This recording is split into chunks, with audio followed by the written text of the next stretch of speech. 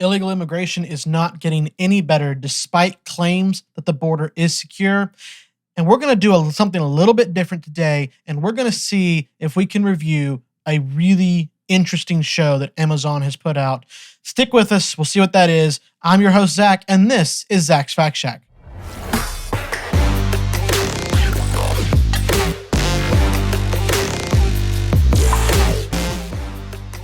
Hello, and welcome back to Zach's Fact Shack. I'm your host, Zach. I had needed to take a little bit of a break, so this last Friday there was no episode. So if you were looking for it, I apologize. It was never recorded. It was kind of a busy week for me, had a lot going on, and I just needed to let my mind clear. You know, it's not easy hanging out and sticking yourself into politics and into the culture as we know it right now. It's not always easy to just stay there and stay the course with that. Sometimes you just kind of got to take a break. That's where I got this past weekend, so I apologize for that. But we're back. We're going to look at some more stuff that I find interesting, and hopefully you will as well. But remember to like, subscribe, and share this episode, whether you're on YouTube, Amazon, Spotify, Stitcher, wherever, Apple, I don't care. Make sure to like and subscribe to this podcast. Leave a 5-star review. It helps us a lot, and it lets people know how good we're doing. Also, make sure to go like our new Facebook page if you haven't already. It is where you're going to be able to find a lot of stuff. I'm going to try to keep everybody posted there. You're going to know what's going on there, as well as on our Instagram page. So make sure you go find those. But for now, let's go ahead and see if we can't get rolling. So, like I said, I kind of took a hiatus over the weekend and kind of cleared my mind, and I got out of politics a little bit and tried to just kind of enjoy life. And I think I pretty well successfully did that, but we're back now and there's stuff we got to talk about. And right now, the biggest thing that I want to talk about is the status of our southern border. So if you are on a conservative thought process with this, your idea is that we should lock down the border, not closing out, not stopping legal immigration from happening, but you want to close the border and get a hold of who's coming in and knowing who's visiting, right? Knowing who's living here, whether they're good or bad guys. You know, whenever you have a bunch of people moving in and there's no knowledge of who they are, that you have no idea. It's genuinely, you just don't know who they are. So you want to see if you can't figure that out. If you're on a more liberal side, you tend to believe that, borders are arbitrary. They're man's invention. They should be gotten rid of. No person is illegal. These are all phrases that you've heard from a more liberal bent, with the idea of people should have the right to live and to access the amazing country that is the U.S. And I would agree. They do. People should have the ability to get here. But I think I have a little bit of a middle ground on this for several people. I know that some people go all the way as far as that we should shut down immigration altogether, which I think is a terrible idea. I don't think that we should do that. I think it's a very bad idea, and I don't think it's going to be helpful. But what I do think should take place is that we should secure our border. Now, illegal immigration hits a little close to home for me because I know people that are here illegally that have made these decisions in their past and have worked hard to correct those decisions and to be here legally, and to be here and to abide by the laws that are that govern this country. And they are doing their dead level best to be productive members of society and to be just honestly amazing people living in this country, because that's the thing. There's a lot of diverse beliefs and understanding that can survive in this country and that can thrive in this country because of our understanding of freedom and liberty for everybody, right? We understand that our ideals as a country are just that grand, right? We don't always live up to them. We are a country of humans, therefore we are a country of mistakes, right? We make mistakes, we make bad choices. No country is perfect, but this country has fought and died to protect its freedom and to correct those wrongs and to drive forward. And we have become one of the freest and most desirable countries in the world to live in. And if you don't believe me, you can look to the southern border to determine that, because people are so enamored with getting into this country because of how good it is. They are crossing deserts to get in to this country. So anybody who tells me that this country is not amazing, that it's not great, you're living under a rock. You have decided to live in an alternate reality. Again, I acknowledge that our country is not perfect. Our country has its flaws, but we are still the one of, if not the absolute greatest country to ever walk the face of this planet, because everyone has a chance here. If you live here, if you're a citizen here, if you're a legal resident here, you have a chance to make a new life, to make something better of yourself, and to move forward with your life, and to make sure that your child has a better life than you. That's what you're able to do in the United States. But here's the deal.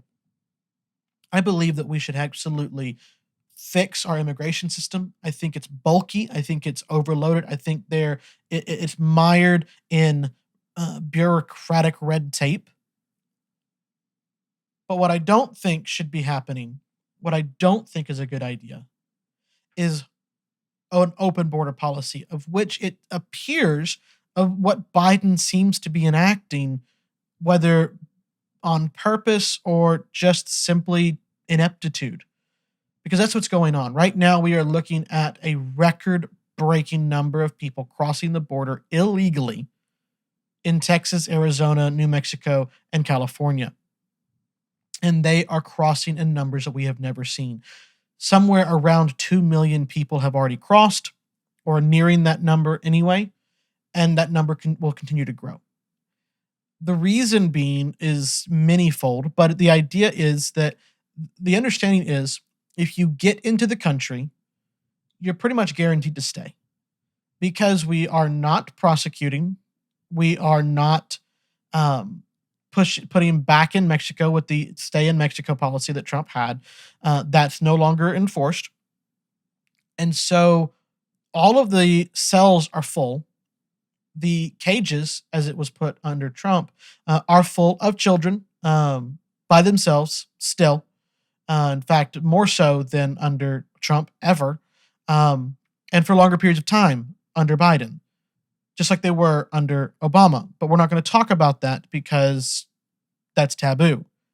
See, I've told you, I am a conservative person. I do not vote particularly one party or the other, but I will tell you what I think and what I see as facts and reality. And this is what I see. I see that Obama and Biden absolutely have harmed the country far more in the way of illegal immigration than Trump ever did. What I see is that people are finding it worth their while to risk their lives, their health, their innocence, to trek thousands of miles across deserts, mountains, and wastelands to illegally enter the southern border, many of them simply drowning as they cross the final river. There's nothing good happening on the southern border when people are crossing it in millions upon millions every year. The only thing happening down there is that the cartels are making more money than ever. They're able to move more product than ever, and they're able to move more people than ever, and they don't particularly care if the people survive because they've already been paid. It doesn't matter to them if the person survives. They've got their money. They're just going to move on. And it's left up to the Border Patrol officers to attempt to rescue many of these people, and honestly, failing in many cases because it's just that dangerous. This is ridiculous. It makes no sense. There is no reason for us to be in the situation that we're in. And yet here we are with Biden administration pushing even further. I want to show you a clip to explain what I'm talking about. It is unfortunately from Fox News. I do not like Fox News. I don't watch it. I do not subscribe to it. I try to avoid it wherever I can, but this was the only place where I could find a clip that was referring to what I had seen and what was going on. So I'll play this for you, and then we'll go from there.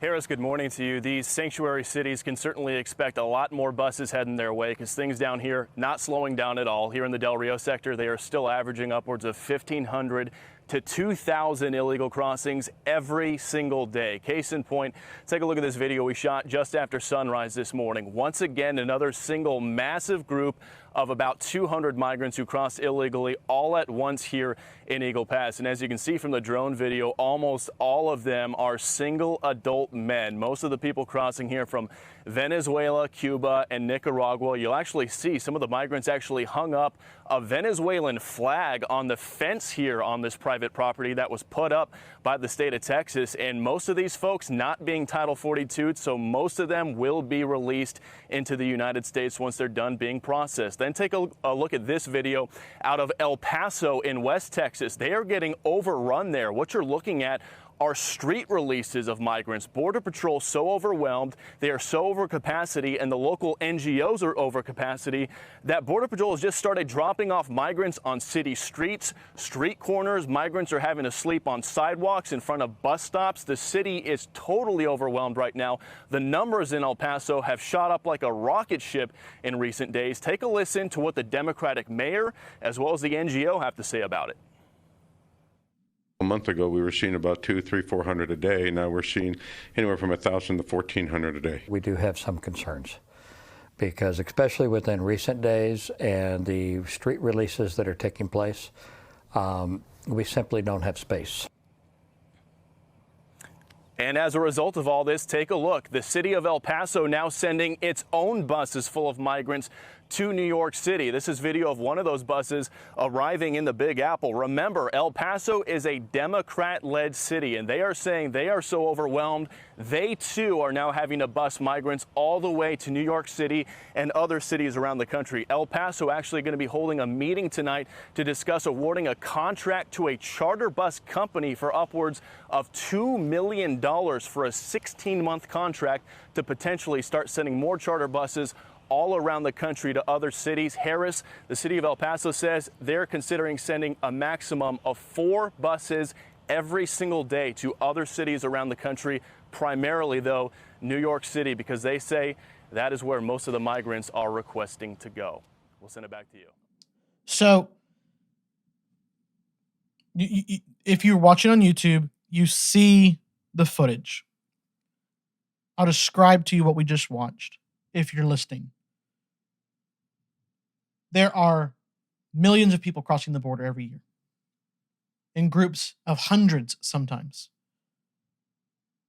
They're placing flags from other countries. They're putting flags up as they cross the border. I have no problem with people being proud of where they come from. I'm proud of where I come from. If I moved to Germany, I would probably wear American flag clothing sometimes, and I would probably have an American flag raised in my house. I have no problem with that.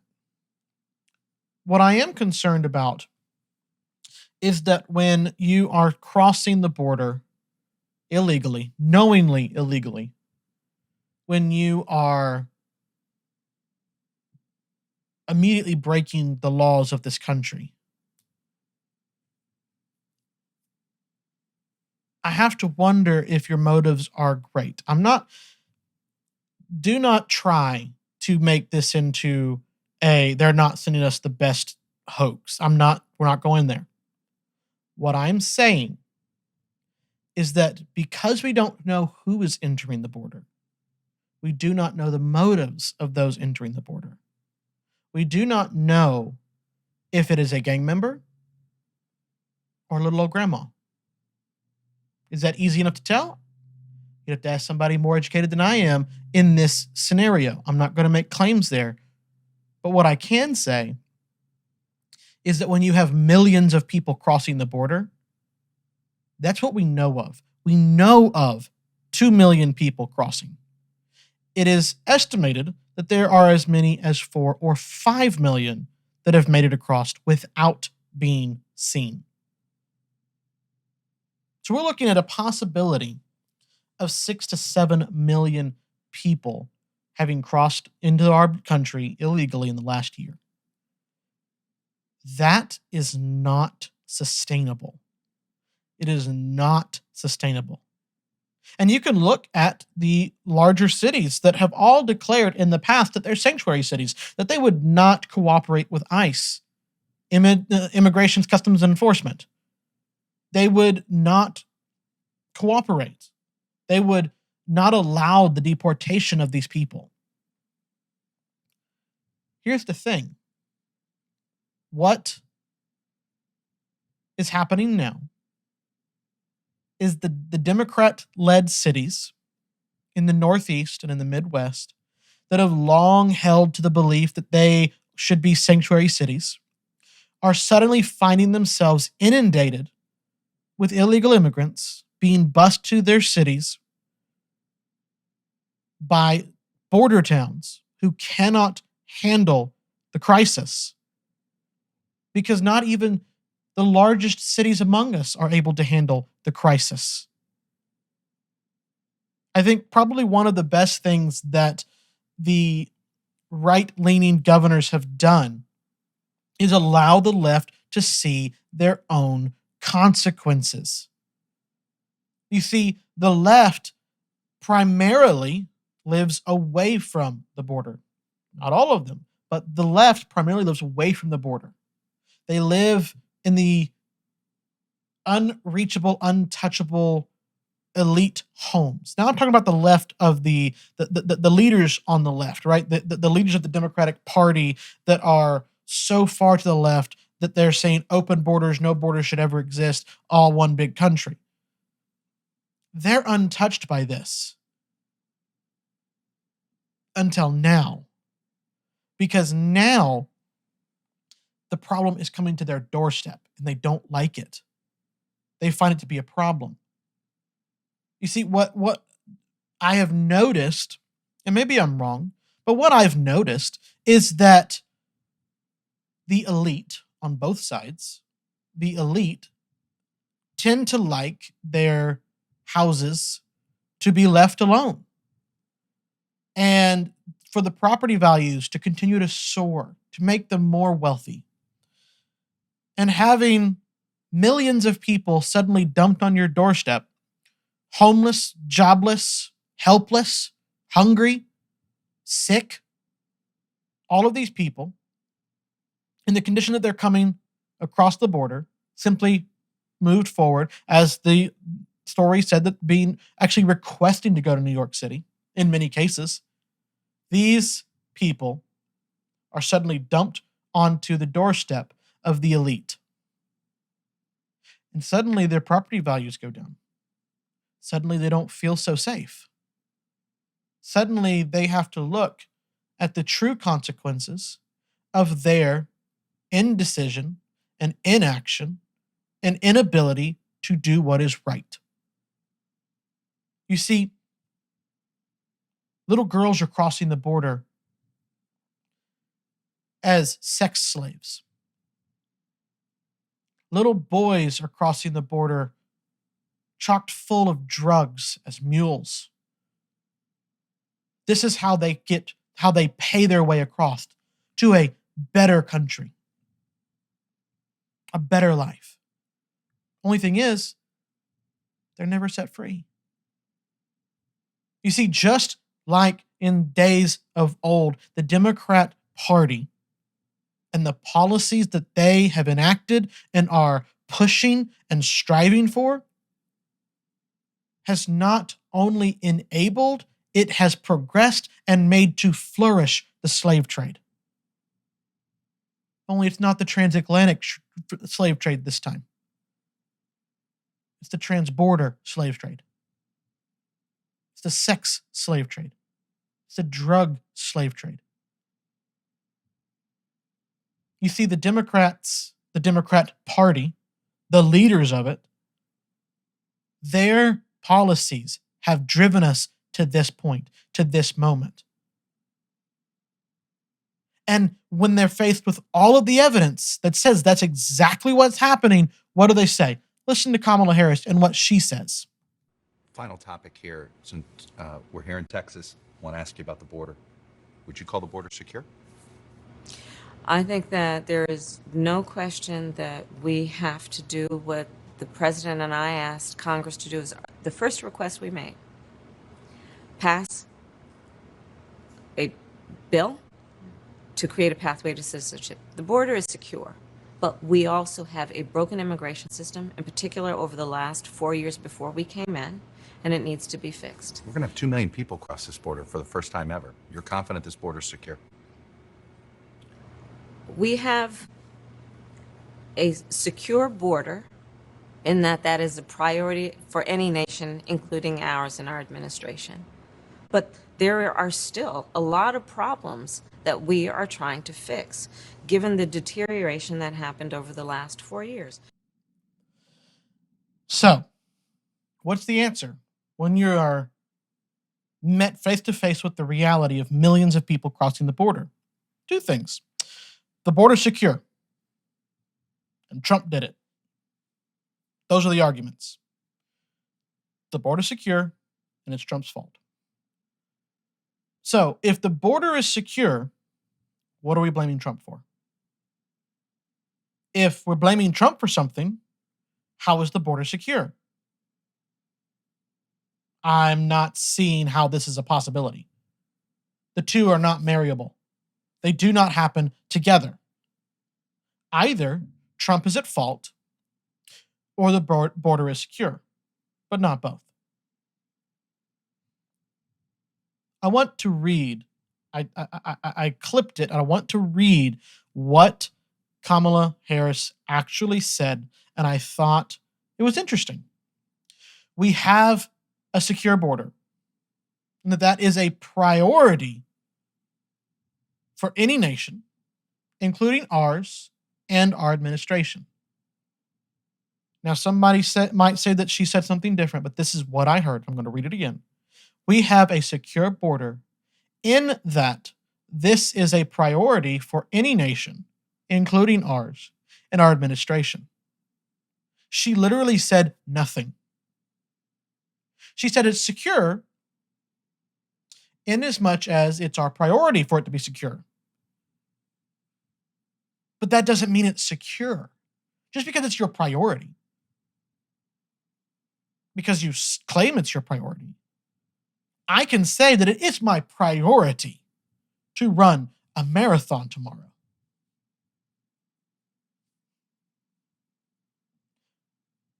That ain't gonna happen. It is my priority to be 6'7". Again, not gonna happen. Just because you claim something is your priority, one, doesn't mean you're actually doing anything for it, because I see no evidence that you're doing anything for it. And 2, the evidence says it's not your priority. Not only do we not have we don't have evidence to say it is your priority, we have positive evidence to say that it's not your priority. And yet here we are with the same platitudes and simplicities being pushed out by the leaders of the Democratic Party with just more lies. I don't understand how anybody can think that this is a good thing. It's not. The carnage, the destruction, the pain, the inhumane treatment of the people crossing our border illegally every single day and night, every minute of every hour, every second of every minute, is being caused by the leaders of the Democratic Party and by the Biden administration. They are causing the exploitation, the abuse, the torture of these innocent people as they desperately try to clamber across the vast wastelands and deserts of the border and hope and pray they don't die on the way.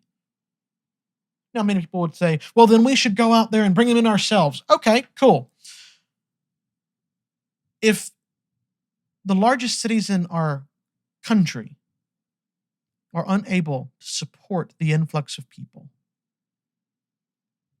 what makes you think that that's going to get any better? Many people say, well, pour more money into it, more federal money. What money? All of the money that's being poured into anything right now from the federal government is causing more and more inflation. Again, I keep telling people, if you print more money and you add more money to the economy, but there's no growth to the economy that made that money happen, inflation. That's how it's not magic, guys. It's absolutely identifiable, repeatable evidence. That's inflation. So the more money you pour into this, the more inflation you have, which means the more money you have to pour into it, which means the more inflation you cause. How do you like having to pay $4 or $5 a gallon for gas on a good day? How do you like the 30, 40, 50% increase in your grocery bill? Yeah, that's because of all the money that we've dumped into the economy over the last 2 years. And now you're saying that we should do it even more? That's going to solve the problem? No, it's not going to solve the problem. It's going to make the problem 10 times worse. Because here's the thing. Inflation has settled into our economy. Everyone expects it to be here for a while, which means they're going to keep spending money right now that they don't have on credit cards, on loans, whatever. They're going to keep spending money that they don't have now because they know that it's going to be more expensive tomorrow. What does that cause? It causes it to be more expensive tomorrow. It's a self-fulfilling feedback loop of a prophecy. And the inflation is not going to get any better by spending more money. It's only going to make people say, oh, well, inflation's going to go up. I better get in on this now and get what I'm going to buy now before it goes up. Well, guess what? Then it goes up. So we can't just dump more money into this and say it's going to solve the problem, because it's not going to. So instead, we just look at the border and say, it's secure. Just because you say it's secure does not make it secure. I'm sorry. I hope you aren't too disappointed. Like I said, just because you say it's your priority does not mean it is actually your priority. Words do have meanings, and what you are saying does not line up with reality.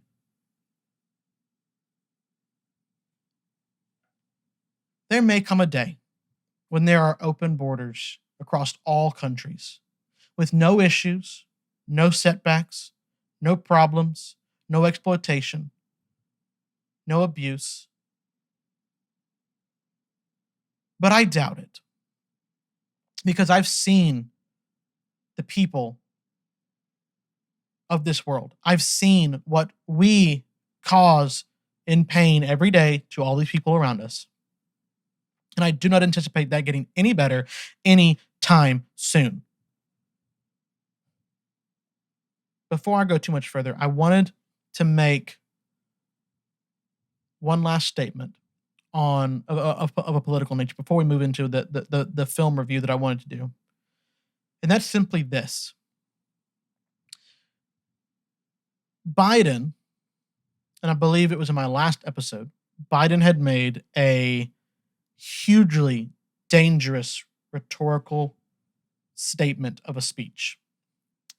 And he called out anyone who voted for Trump. He labeled them as, his phrase was, MAGA Republicans. Then he tried to make it better by saying, well, MAGA Republicans are the violent ones. They're the ones who cause all these issues. But here's the deal. I wanted to show you a clip of someone did. They clipped his message, his speech, into a side-by-side with the Summer of Love that took place in 2020. And I want to remind you of who has been violent in the past. And let just watch this and let you tell me what you think about what he says and the images and audio that are going with it. Watch this. Trump and the MAGA Republicans represent an extremism that threatens the very foundations of our republic. MAGA Republicans do not respect the Constitution. They do not believe in the rule of law. They do not recognize the will of the people. And they fan the flames of political violence that are a threat to our personal rights, to the pursuit of justice, to the rule of law, to the very soul of this country. They embrace anger. They thrive on chaos. The willingness to engage in political violence is fatal to democracy. More and more talk about violence as an acceptable political tool in this country. There is no place for political violence in America, period. None, ever. As he, in that final clip being a clip of a building burning, you see what the left refuses to accept is, the people who rioted on January 6th are absolutely bad people. They should be imprisoned. They should be punished. But there were many people there that had no idea what had happened and simply were waved in. They're not the same. They're not. You also have the people who, during what was nicknamed the Summer of Love, during the race riots, after George Floyd and Kyle Rittenhouse and all of these other stories that broke in 2020, the left refused to acknowledge that it was the people on the left, not liberals, leftist, that caused all of the violence and all of the chaos and all the pain during those riots. But yet they will sit here and they will declare that anyone that voted for Trump, anyone who has questions about the election, is automatically a terrorist. And yes, that is the going understanding now. That is the mainstream popular belief of the left now, is that if you questioned the 2020 election results, of which who hasn't questioned any result from any election ever, but if you question those results, you are a racist and you're a terrorist. How you become a racist by questioning an election, I will never understand. But that is what they claim. I wanted you to see, and if you weren't watching on YouTube, I recommend you go and find this episode and watch there. But I wanted you to see and understand the absolute insanity of that speech. I make no claim here that the right is innocent. I make no claim that the left is the only one who's ever caused a problem. But what I do say is that of the two parties in power, only one is acknowledging any kind of wrong from people who claim to be in their base, while the other party is absolutely ignoring reality. And if you think the Democrats are the ones acknowledging the violence in their party, you're wrong. It's not. There are many, many Republicans who have acknowledged that January 6th was wrong. In fact, almost every single one of them have. But the Democrats will not acknowledge that the riots were wrong in 2020.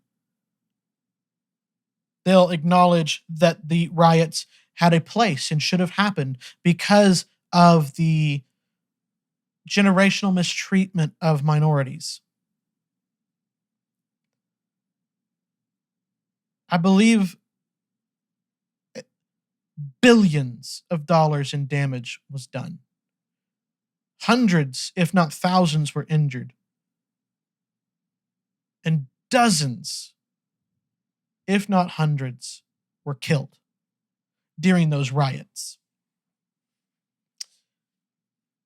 I don't see how that is acceptable. I don't see how that is remotely okay. And the rhetoric that Biden is pushing is causing the divide between the left and the right to grow, not shrink. It's emboldening the extremists to take action and to cause bloodshed. Be careful what you wish for, because you just might get it. I pray not, but it might just happen. Now, after that nice depressing note, I want to move on to something a little more exciting, at least for me. Maybe you think I'm crazy, and that's fine. But I have always been a Tolkien nerd. I love his books. I have read The Hobbit. I have read Lord of the Rings multiple times. I've done it by audiobook. I love it. I have read the Silmarillion. Still get confused about every other turn because it's a very confusing book, but I have read it. I can claim that. Now I just watch clips on YouTube to explain to me what I didn't understand. But I love Tolkien. And anybody who tries to accuse me of not loving Tolkien is going to have a problem, because they're not right. So I decided that I wanted to see the Rings of Power show that has come on Amazon Prime. And people have said that it is a terrible show and that it is nothing but race baiting and it's so woke and it's terrible and we just can't stand it.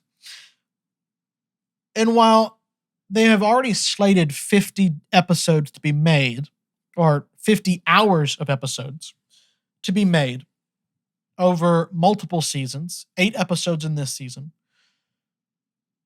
only 3 have aired so far. So there's plenty of time for them to screw it up. I will grant you that there's plenty of time for them to screw it up. But I haven't seen that yet. And some people would say, well, you're not paying attention. This is terrible. It's awful. He's totally against Tolkien. And just wait. The first episode, and I will try not to give you spoilers, but just understand it's been out for 2 weeks now. Go watch it. It's really good. But I will do my best not to spoil it. But what we find in the first episode is what has been coined a girl boss Galadriel. And what that means is that it's a derogatory term referring to a woman who basically shows up every man in the scene somehow, right? That the men there are just absolutely inadequate and stupid and can't do anything. And I will say that there is a scene that comes close to that and might cross into that territory. But so far, I've only seen it as one scene and not the whole show. And like I said, you could argue that it wasn't that. You can argue that it was. It's kind of ambiguous in that way. So it depends on which way you want to look at it. If you want to like it, there's plenty to like in this story. If you don't want to like it, there's plenty you can find not to like it. What I will say is just cinematically, just cinematography of it is the coloring of the images, the CGI, the practical effects that we loved of Lord of the Rings is all here. It's all in this. It's just updated with new tech to make it happen. But when you see orcs, they don't look like the terrifyingly awful versions that are in The Hobbit.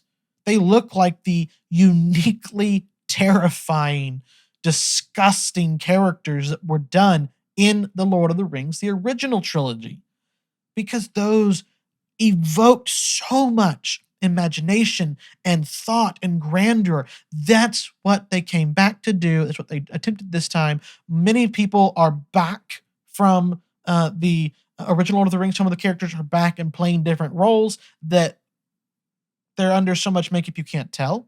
There is, in fact, an orc that actually is played by, I wish I could remember his name, but I can't, who actually played most of the most famous orcs out of Lord of the Rings and ended up playing Nori in The Hobbit, one of the dwarves.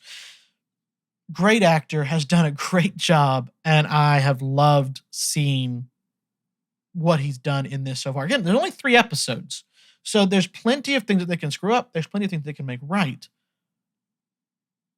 But so far, they have stuck reasonably close to the book. People have said that that's not the case. There is one concern that I have, and that it's in the time that this story takes place. It's in the second age of the Lord of the Rings. Now, quick recap. They try to cover a lot of it in the opening story. That seemed to me is that the opening monologue or prologue is probably the weak point for me, but it's because you're comparing it to probably the master class of opening prologues from the Fellowship of the Ring, just one of the best opening prologues ever. And then you come to this one. So your hopes are set really, really high, and suddenly, something doesn't make up for it, doesn't reach that. This one's okay. It's good. Don't get me wrong. It's not like it's terrible, but it's not that masterclass in amazing prologue openings, right? What I am concerned about is that during this time period in the story, Galadriel, who seems to be the main character we're following right now, who is an incredibly powerful and wise elf, and she is married at this point to Celeborn. A lot of the names are very similar, and so I might get them mixed up. I believe it's Celeborn who she's married to by this point in the story. We haven't met him yet, and she doesn't act like she's married to him yet. And that's concerning to me because I don't want her to fall in love with somebody and have this romantic tryst over here that's just not canon. It's just not a part of her character, right? Now, granted, she's like 6,000 years old, even at this point.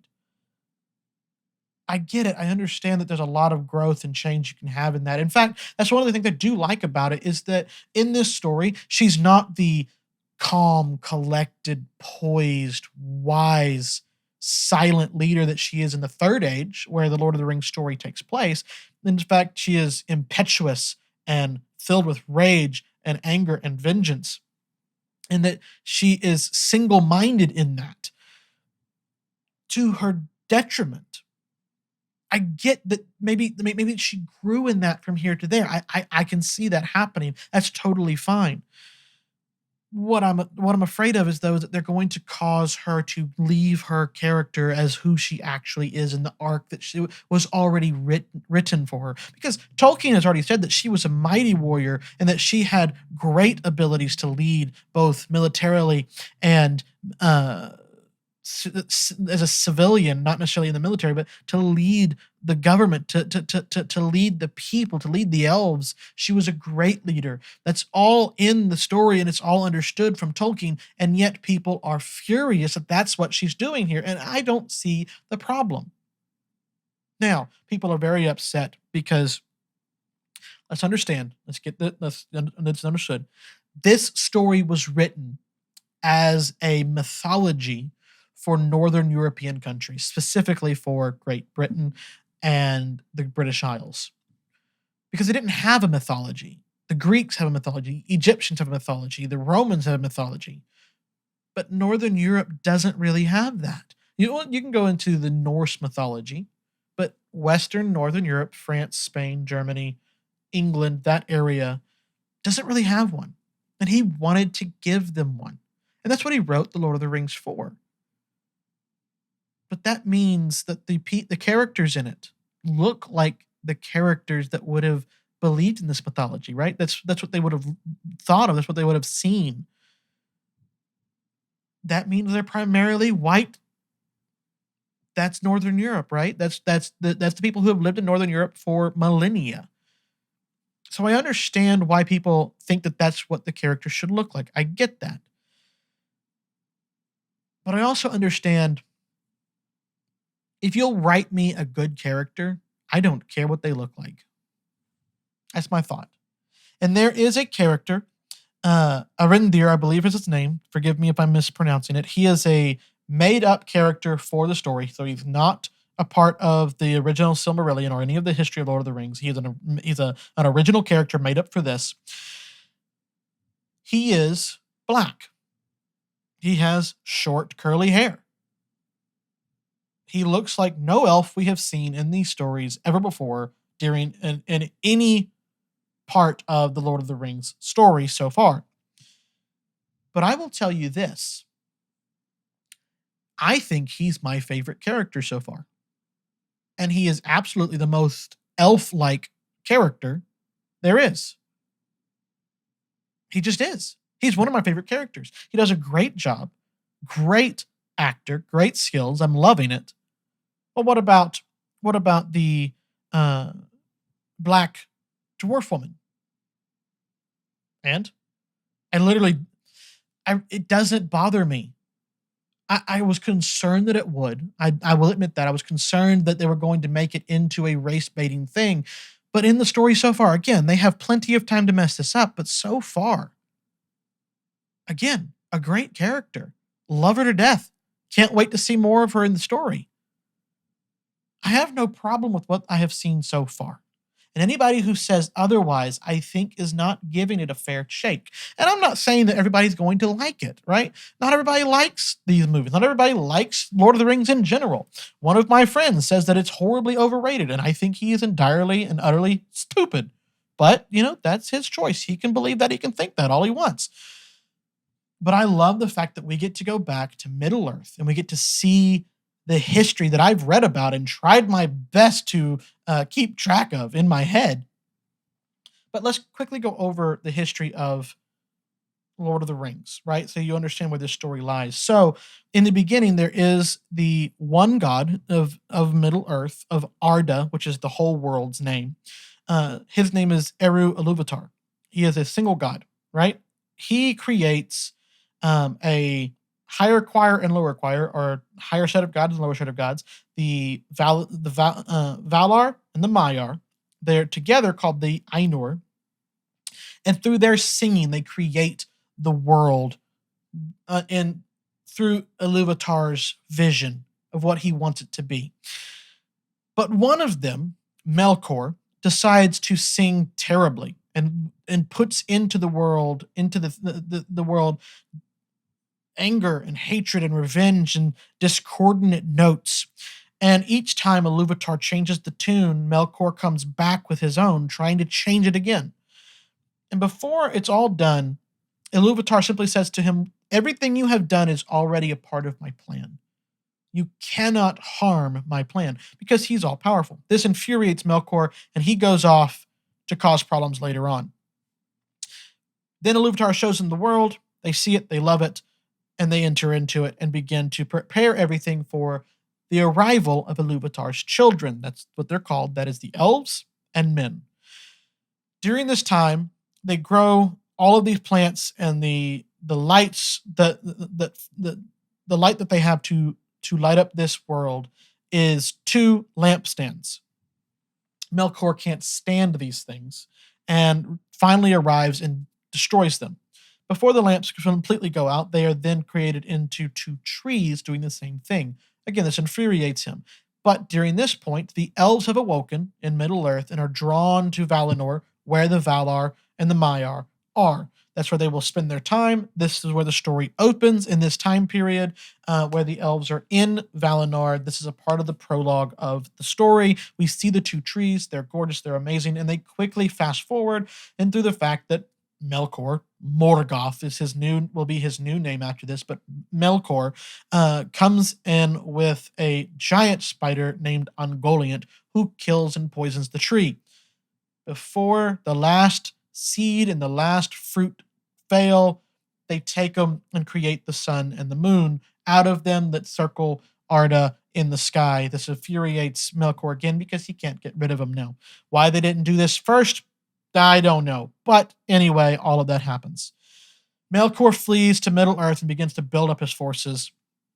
The elves leave Valinor, the Undying Lands, and head east to Middle-earth to make a life there and to basically fight with Melkor to make a beautiful time in Middle-earth.